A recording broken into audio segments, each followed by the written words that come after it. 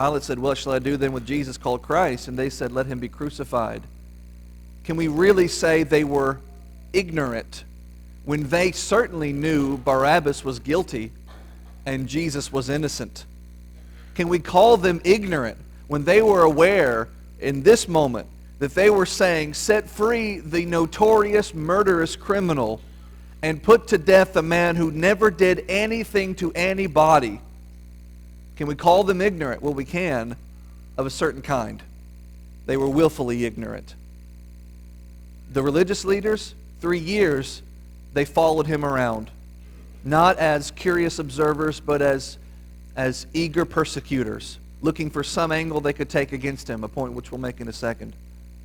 They saw him, they heard him, they witnessed his miracles, and they chose not to put the pieces together and to appreciate who it was that they had grown to despise.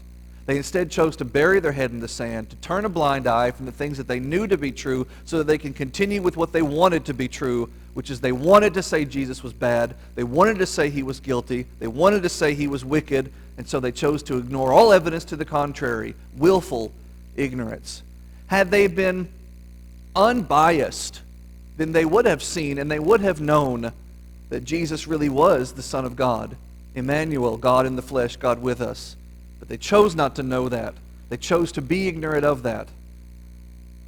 Every time you are faced with the truth, every time we are exposed to what is right while we're doing wrong, we are faced with the same choice.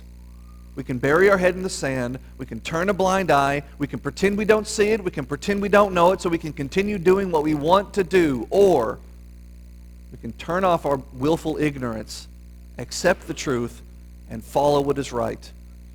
That's easier said than done, and too many choose the easier path, and they commit this sin that slew the Savior, willful ignorance.